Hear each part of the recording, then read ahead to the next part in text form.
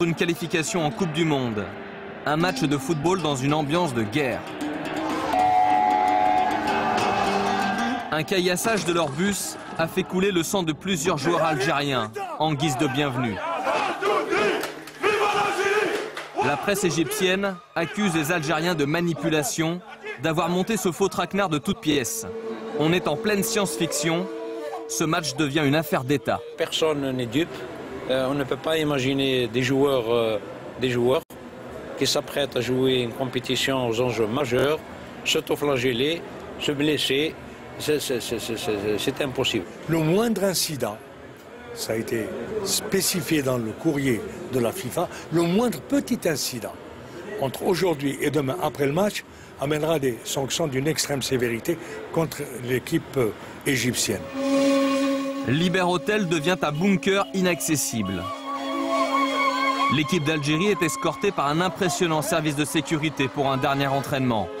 Gros cylindres, snipers, camions blindés, tout y est. Mais c'est trop tard, c'est toute une délégation qui est choquée, traumatisée.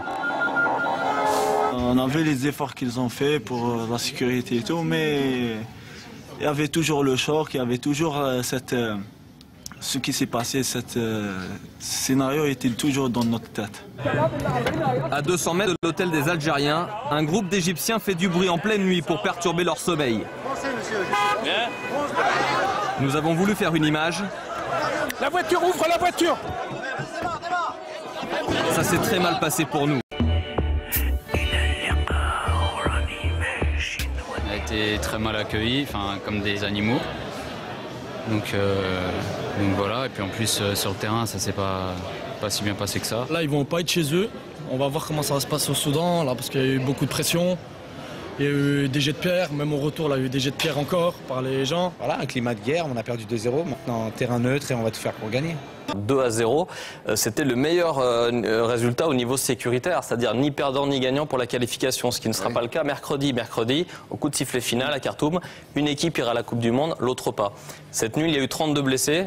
Dimanche prochain, à la même heure, on ne parlera peut-être pas de blessés, mais tout simplement peut-être de morts. Alors j'espère que la fédération soudanaise qui est en charge de la sécurité va bien prendre en considération que ce n'est pas un match comme les autres. En tout cas, nous, pendant 48 heures en Égypte, on n'a pas du tout eu, le sentiment de couvrir un événement de sport, mais plutôt un conflit de guerre. Et ça, c'est vraiment triste. C'est dommage d'en arriver à ça, hein, Emmanuel, parce que c'est des ambiances quand même qui vont trop loin, qui débordent trop du cadre du foot et il du faut sport. que la FIFA, justement, montre une extrême sévérité dans ses décisions, parce qu'on voit qu'il y a deux poids, deux mesures. Quand je me rappelle un peu l'incident qu'il y a eu après le match de l'Argentine, avec des propos de Maradona sur le terrain, et quand on a vu la réaction aussi vite et rapide et aussi sévère de la FIFA, j'aimerais bien les voir aussi rapidement. Alors justement, ça tombe bien, on n'avait pas prévu de numéro, mais on vient d'apprendre que Diego Maradona a été condamné pour 2 mois de suspension relative au football. Il n'a pas le droit de travailler sur le football pendant 2 mois et à 16 560 € d'amende suite aux propos donc, que vous évoquiez après ce fameux match. Non, mais ça c'est normal, hein, parce qu'il a dérapé, c'est normal qu'il paye, mais en même temps, j'aimerais bien voir un petit peu les instances de la FIFA réagir à ce qui s'est passé. On attend leur réaction. Vous avez raison d'appuyer là-dessus parce que c'est tout à fait inadmissible.